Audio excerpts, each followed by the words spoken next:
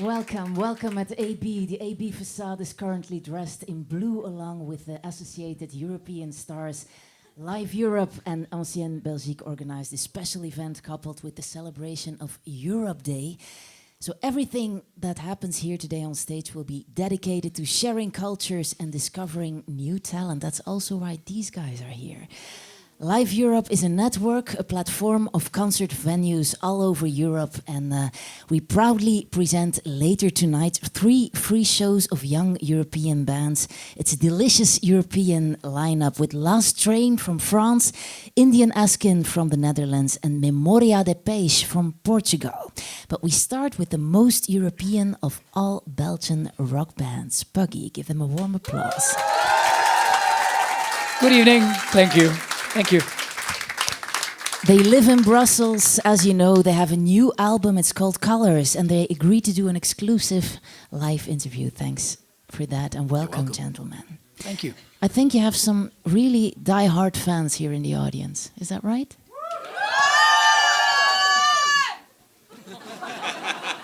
Some of them are yelling really hard, really loud. So the least I can say, Matthew, is that you are a band with European roots, right? Certainly. So for those of you who don't know who we are, well, first of all, hello, good evening to everyone. Thank you for coming here tonight. This is Ziggy. He's the drummer in the band, but he also plays keyboards and does lots of stuff. And he comes from Gotland in Sweden. It's a little island off the coast of Sweden if you need, well, you can just looking it up on your Google app. I'm sure they'll tell you where it is. Romain here is French. He comes from Paris. And I'm English. My parents are English, but I was born and I grew up here. So we're pretty international. But we set the band up in Brussels about 12 years ago now. But we had a little 11. chat in the Sure, back here, remember. Matthew, and you told me that you are an expat and they're immigrants. Can you explain me that? No, actually, it was funny because we were having a conversation about the whole European project and thing, and I always thought it was very ironic that often if you're white and English speaking, you tend to be an expatriate. And everyone else gets to be an immigrant, which I think is unfair, personally. I think immigrant sounds much sexier and sounds like a lot more fun. And it's funny because I looked it up, and it's true. Expatriate essentially means ex out, and patria out of fatherland. So first of all, it could be ex matria, out of motherland. I don't see why it has to be fatherland. And furthermore, it's exactly what an expatriate, an immigrant is. It's the same. So why does the media get to choose? You know, it's funny, this nitpicking of, some people get to be expatriates, very sexy, cool, class. We work in, sky, beautiful buildings, but immigrants are everyone else, and that doesn't make any sense to me. So, especially, on Europe Day, it seems to be a good time to question these particular words. And maybe we should even we should call everyone, ex matria or something else, and make it even more interesting. And so there. That was for the poignant conversation. But let's today. go to the beginning of Puggy. Where did you meet? Not in Brussels. Ziggy. No. Stealing my mic, Roman. Well, it's quite a long story, but actually, Romain and I met around Brussels. We met in Waterloo, but also in Brussels. I mean, we were sort of hanging out with the same people. We went to schools right next to each other in Waterloo when we were teenagers. And then Romain went on to study jazz in Antwerp and met this guy. Basically we all got to know each other about, me and Romain maybe 14 years ago, and Matthew 12 years ago, something like that. And can you tell us something about the story of the band? I saw you, I think, in 2007 at the KVS. That's a long time ago. Well, actually, we all got very depressed there for 1 second. Like, has it been that long? How old am I? Actually, the band was born out of the idea that Romain and I were playing in a lot of sessions. Romain was playing a lot of session gigs as a session musician, which is you get hired and get called by bands to come and fill in, or weddings or bar mitzvahs, or anyone who's paying, essentially, because you're a musician and you need to be paid. Well, you need to pay the rent and eat occasionally as well. And I was doing a lot of. Later, huh? We'll talk about food later. Absolutely, yeah. Food's important in this band, on this side of the band, anyway. And we were just gigging around, and I was doing a lot of bar gigs. This is 10, 15 years ago. There used to be a lot of live music in Brussels. You used to go to a bar in Brussels, and there was a live band. A lot of American blues players lived here. And there was a big jazz scene as well. A lot of very, very good jazz musicians come from Belgium and still play if you can find them, which is getting harder and harder in Brussels, but they are there and you They're can in find the them. schools, Matthew. Sorry? They're in the schools. They're running the schools now, exactly, yeah. They don't get to play, they get to teach, which is cool as well, but you'd like to hear them play.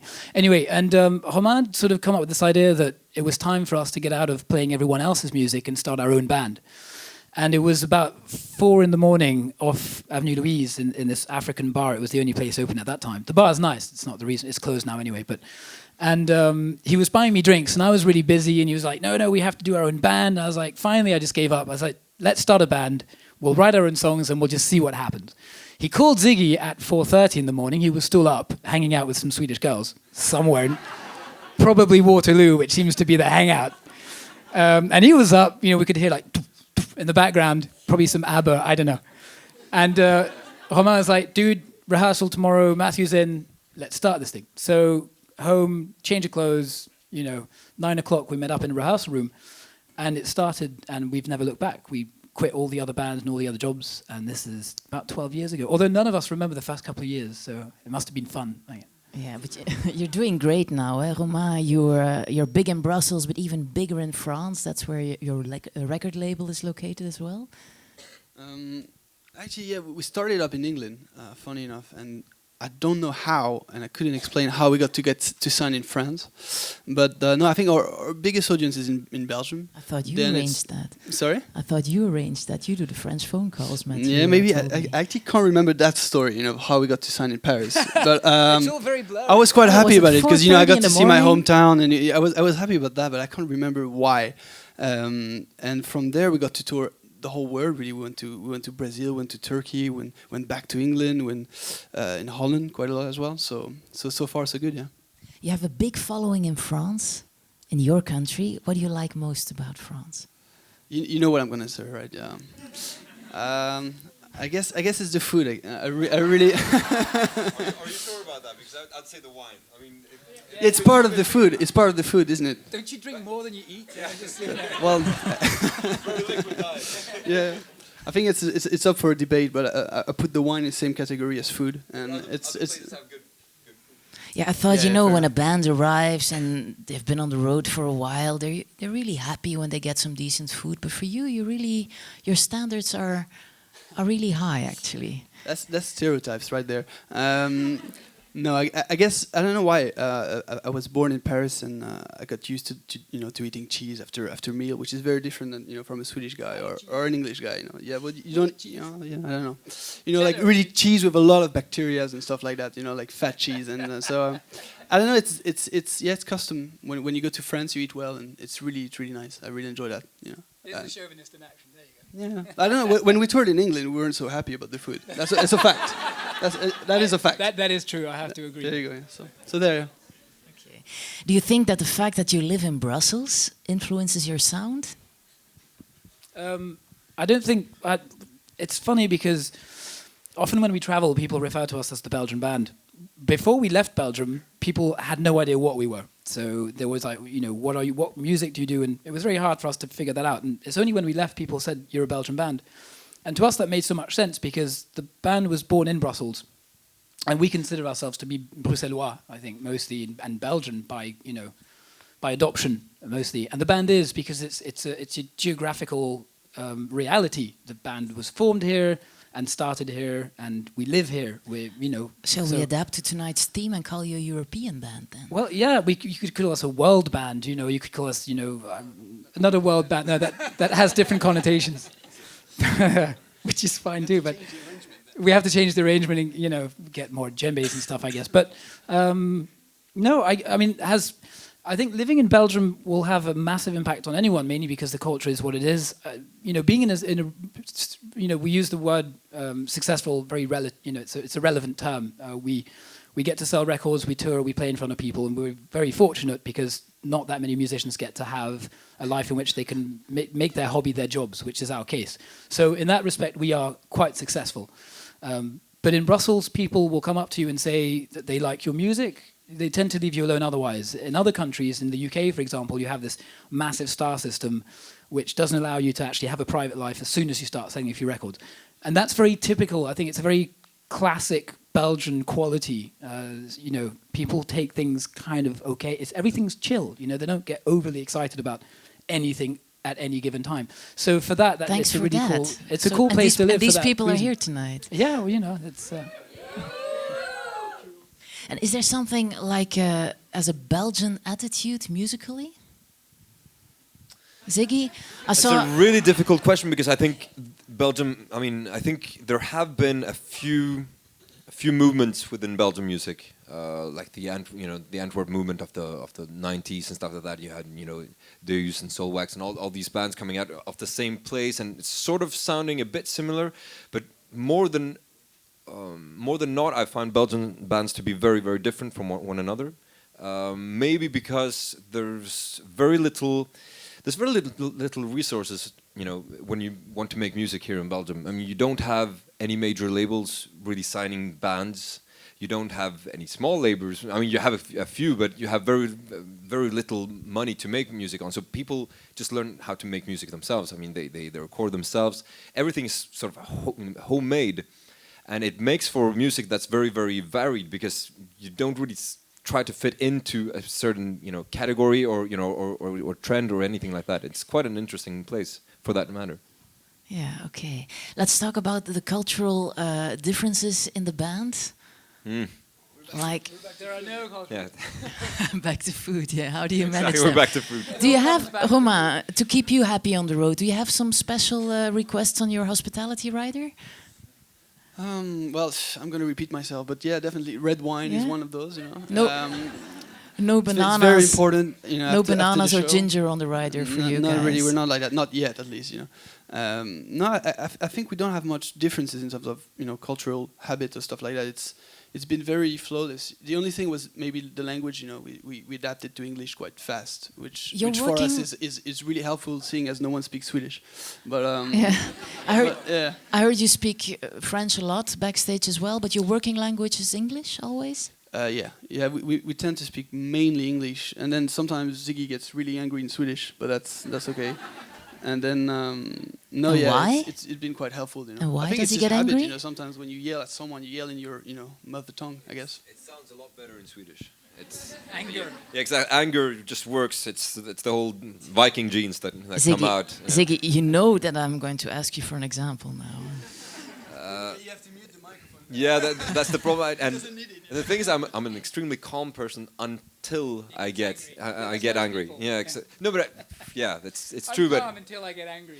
yeah, but I wouldn't be able to. I mean, I can say some dirty words in Swedish, but it won't. You wouldn't get the full rage. Yeah.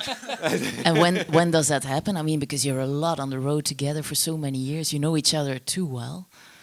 Yeah, no, it's rarely between. I just tend to exactly anything that that goes wrong technically and stuff like that. I have a very short patience for that sort of thing. Yeah, Unmute one jack here. exactly. Just Yeah.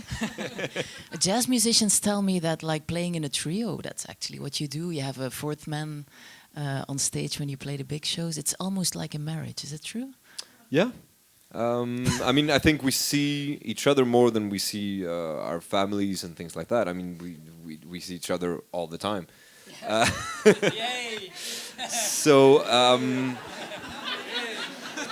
I think you have to. I mean, Say, help me. yeah, exactly. I think you have to set up boundaries and stuff like that. I mean, that's. No, I think it's quite exactly. Counseling, No, but I think mainly we wouldn't have been doing this for 12 years if our personalities were completely incompatible. So obviously, there's already that and that. I think we all come from different backgrounds with a lot of different types of people around us, which also makes it easier to not always have it your way, I think. And the fact that because we're three, there's always. I mean, we always sort of, we do more or less a democratic system where if two people think one thing, then the third guy just has to shut up. So it sort of works. It's yeah. Okay, and the fourth guy on stage for the big shows, he just He plays. Yeah, exactly. plays. Yeah, he doesn't get a vote. yeah. Okay, Romain, let's talk about the audiences. We talked about the differences and the things you have in common in the band. Are the audiences different when you travel abroad? Sure. I mean, audiences is something quite special because it depends on festivals, indoor concerts, and everything like that. I think it's mainly people that we meet when we get to venues. That's where we really share, some kind of experience, and discussion with those people. So yeah, it changes every time, and that's why we love doing this job. Is meeting people, traveling. It's essential, and we really love that. Yeah. Life is going really well for Puggy nowadays. This is a very small stage for you guys. We really enjoy that. We just did 5 concerts in Paris in a small club as well. We enjoy playing, so I think it's the essential. When you release a record, you have to play. It's so important because sometimes the bigger you get, you have to go in bigger venues, and then you play less for some reason.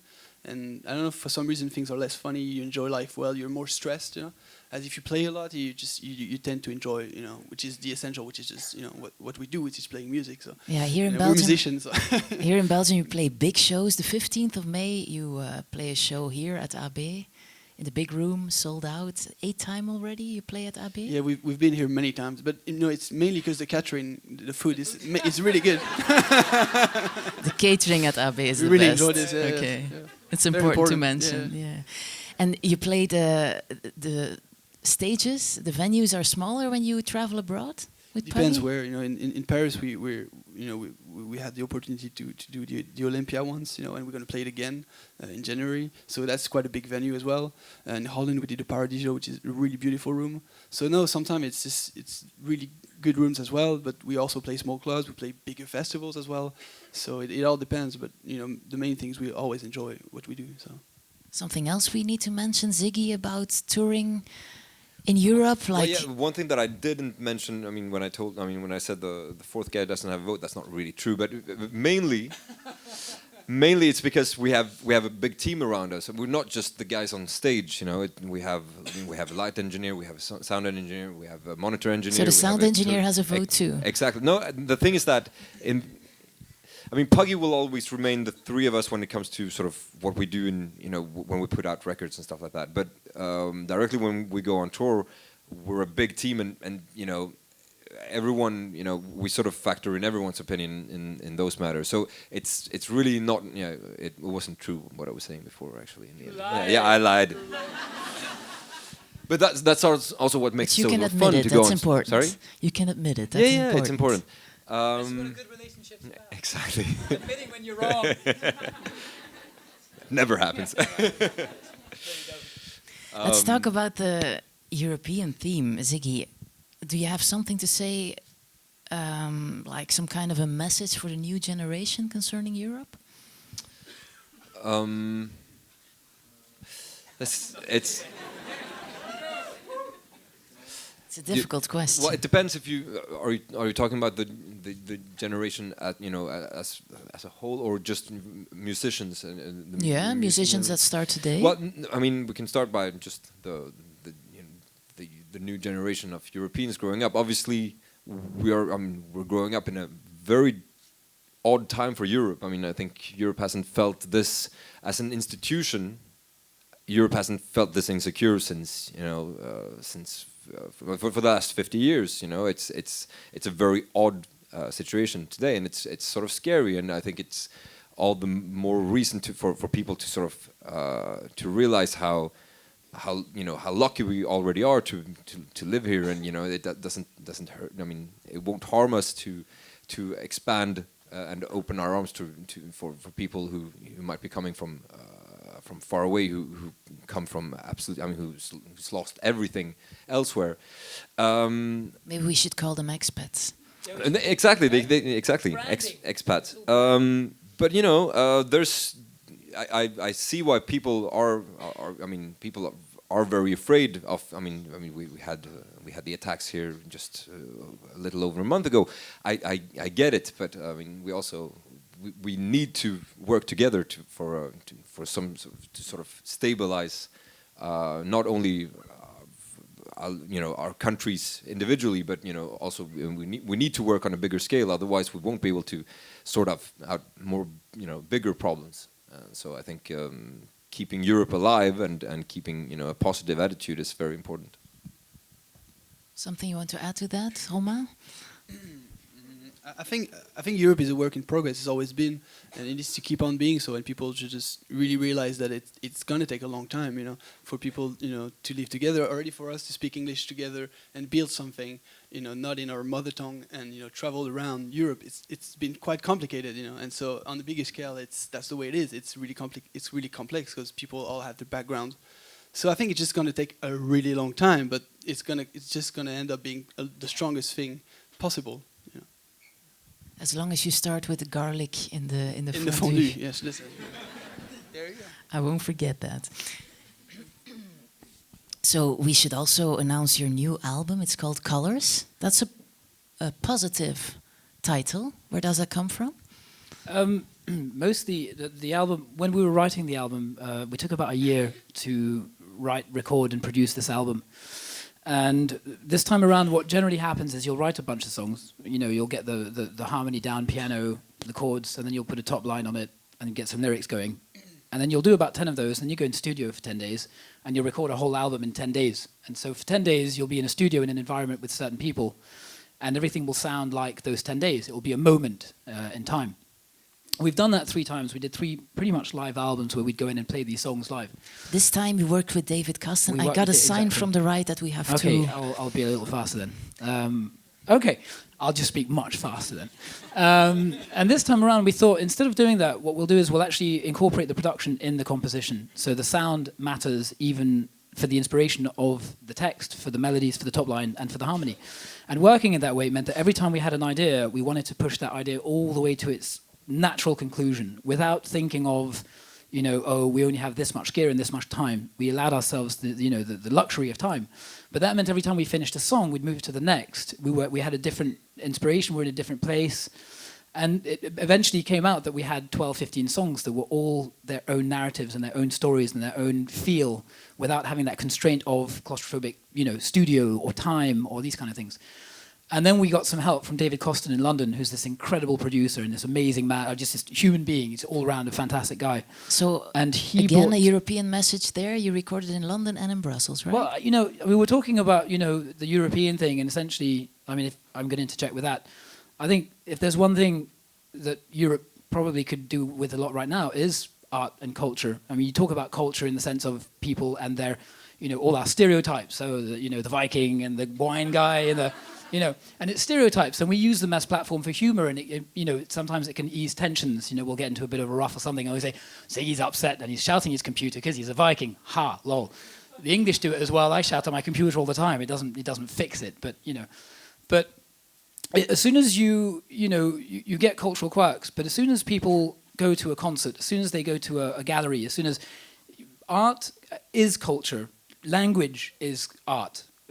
We use words to communicate, to express, but we paint to express, we sculpt to express, we play music because we can't use words to express everything that we have inside us, and some of us, can't speak properly. I have a hard time sometimes.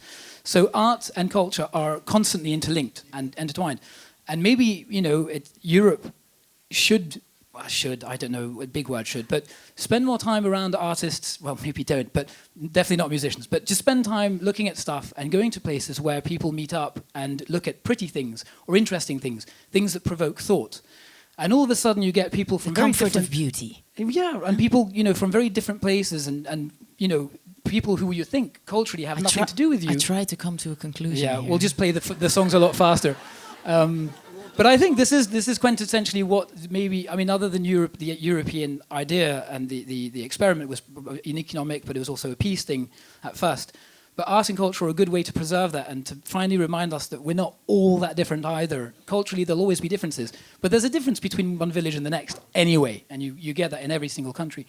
But so I'd just say go to shows, go to galleries, be interested in local artists, but in foreign artists, be interested in what the DJ in Ibiza is doing, but also the guy in Japan or Brazil. There's painters from all over the world that are doing incredible things, thought-provoking, and maybe that's a good place to go. And so to come back to the album Colors is essentially what we try to do. All right? Okay. Look at that. Thank you. Appreciation. Puggy! Yeah. And so every song had to have its own life and its own identity. And so when David helped us out mainly with all the soundscaping, because he comes from electronica, a very different branch of music that we're not very good at, but we're very interested in, making music with machines is not something that we were very comfortable with, but we were interested in. And so we went to London to work with this guy in his little studio, and he showed us an entire new way of looking at music and production. And that was incredibly enriching, which means, you know, it really added a lot to our music. So Colours was a very natural title for that album for that reason. Thank you very much, Matthew.